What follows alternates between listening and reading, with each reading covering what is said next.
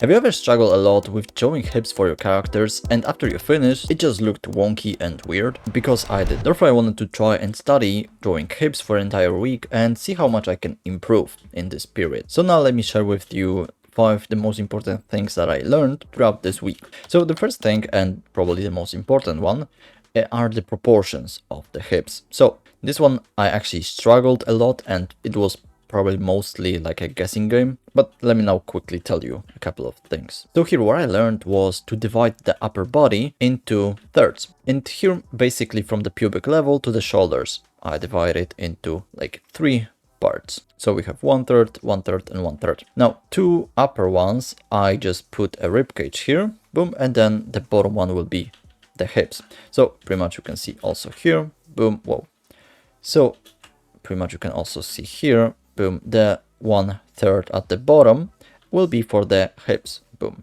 Here we have a simple shape for our hips. Now, more to that, I like to know specific measurements that I can use in order to draw these things. So here I also learned that the height of the hips will be around the same as one head height. So we'll take this and we'll have probably like a little bit lower here. So there would be so somewhere around here. Here we would have our one head high. Boom. Now, as for the width of the hips, of course, you can have a lot of different hips width, but I just like to keep these measurements and then play on top of them. So what I usually do for the width of the hips, I usually just do 1.5 head height. Boom. So you take this head and you just clone it here one time and then half of the time. So width will be 1.5 and of the head height, and height will be just 1 head. So now another thing for the hips is that the widest part of them will be at around the pubic level. So as you can see here, we'll have the widest part of the hips. Here as a little bit more perspective, but still we have around the widest part. Even here would be for at an angle, and then we can kind of have this at like a curve. Boom. So these are really simple proportions that I like to keep whenever I draw the hips for now. And also if you want my brushes, they are for free in the description below, and with them you'll get 30 art tips that will help you improve your art in 30 days. So now let's go to the next point, which is simple shapes. So I realized after a couple of studies that I wasn't really improving as much. The reason was simple, because to be honest, I just had a reference on a site and I copied it line for line. So if I saw a line that goes like this, I tried to copy the same line here, boom, then for the hips, boom, and we had a super simple, like pretty much copy. So I wasn't really thinking about the hips, what I was just improving my copying skill, which is also important, but that wasn't the point of my studies. The point of my studies were to improve the hips that I drew. So instead of copying line for line from the reference, I tried to first simplify them. So I usually just start with a simple oval. You can also do a box, which is easier, but with some practice, you'll just start using other things.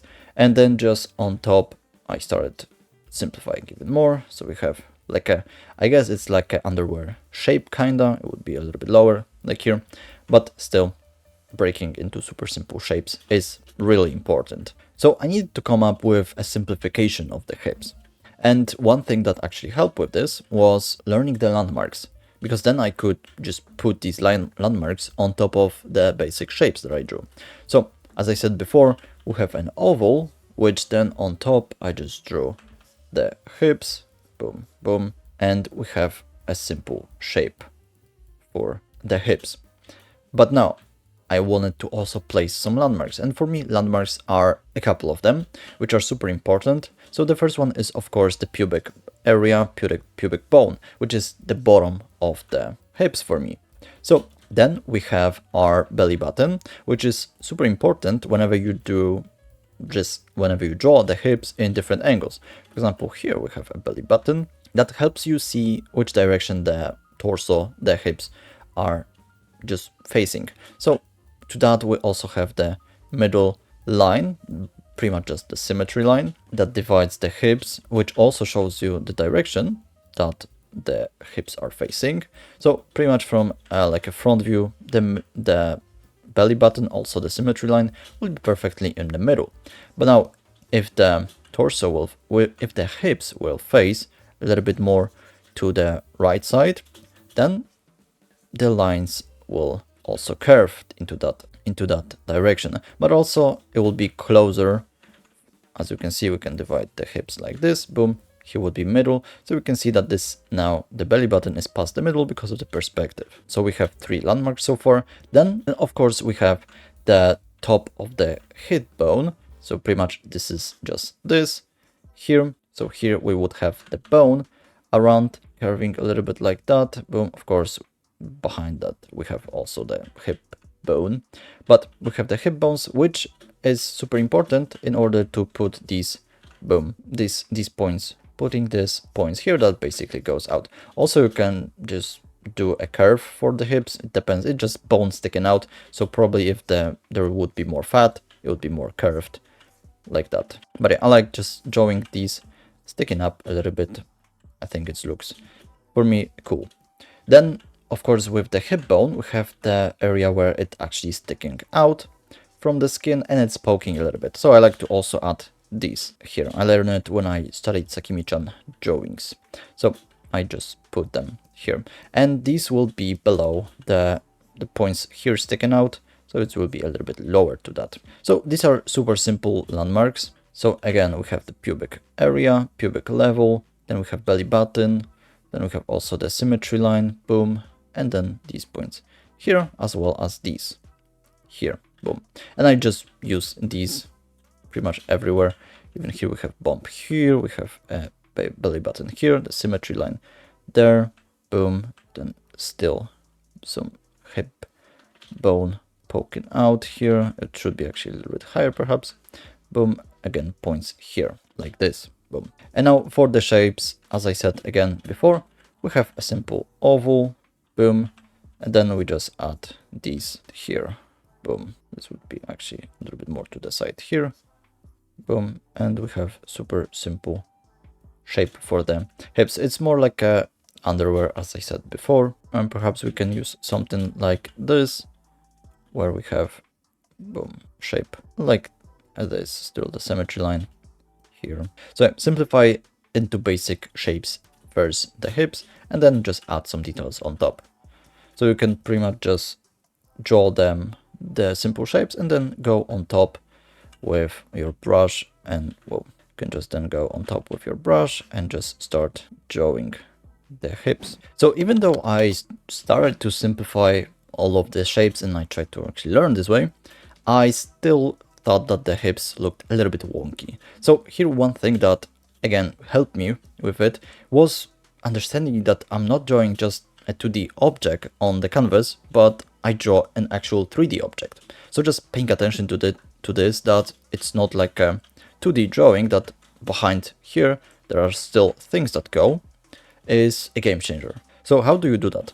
So, and here it's pretty simple. So when we have the symmetry line, then we have an angle and we know which direction it is facing. So we want to pay attention to the things that aren't on the canvas. So they're behind. So it can be where actually the legs attach, boom, here from behind a little bit, or it can also be, but it can also be something like this. If the hips are actually facing one direction and aren't in the straight line, aren't in front of us, then this might look a little bit weird because this side is away from us, but still it's bigger than this side. So this is like one thing that we can actually fix, boom, to make it look more correct with perspective. But also with like drawings where we have a lot of just things obstructing our vision, like here, we want to still like pay attention to the whole hips and the whole like form of the body. So that the leg goes actually here, then we have there, he would be like this, we have still here like this, then it will just make drawing much easier.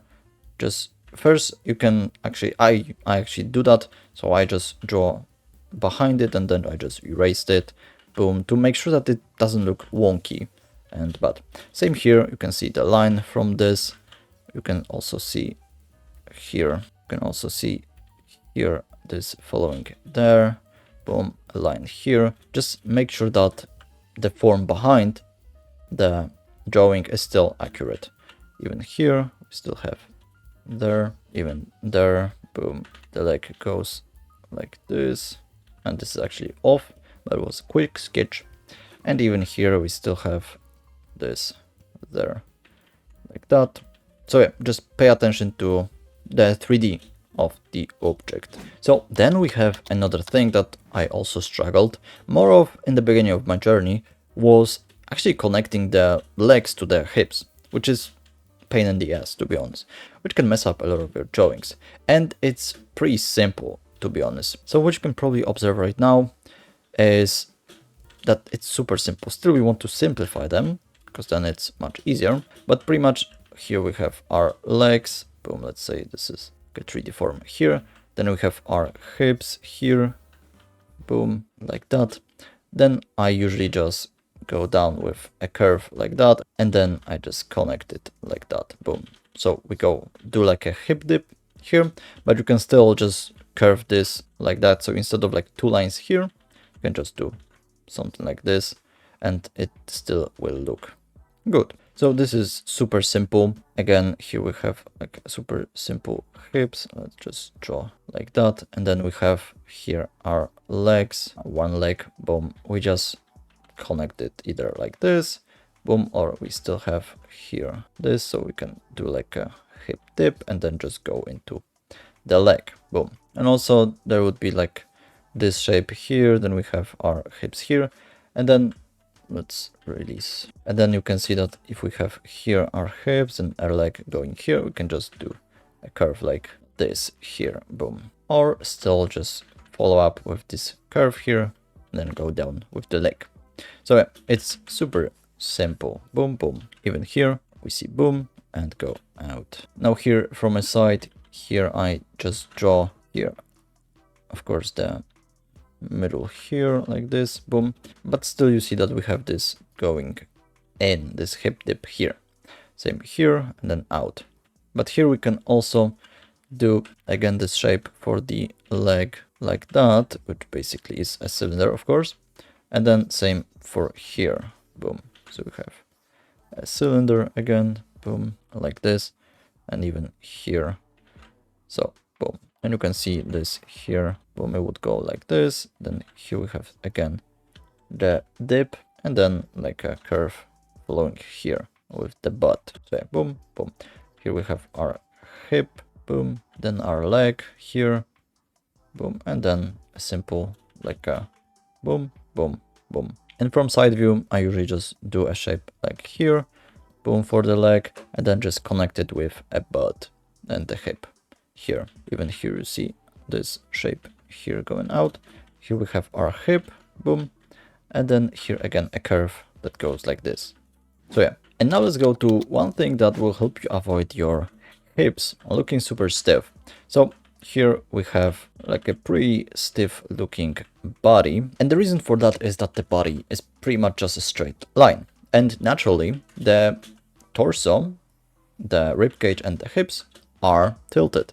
So from a side it would look more like this is ribcage, and here we have our hips. So the hips point a little bit down and the ribcage points a little bit up. So with boxes it would look more like this, boom. Of course, depending on the character, the curve, the tilt might be greater or smaller.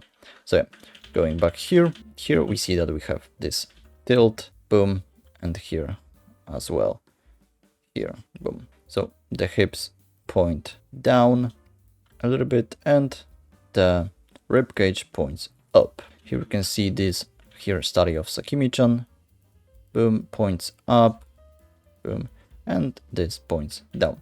But this, not only that will help us with our stiff hips, but also a thing called contrappasto, which is where the line for the shoulders and the line for the hips are going in a different direction. So they're not parallel with each other. They don't go in the same direction, boom. So pretty much they will never meet with each other, but in like more dynamic angles, they will.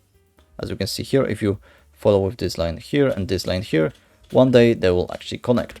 And with stiff parallel lines like this, it won't. So for example, here we have like a stiff torso, so ribcage and hips, boom. So here shoulders, shoulders, hips, boom. And this is like a more dynamic one, boom. As you can see here, like this, boom. Instead of this super stiff, not stiff.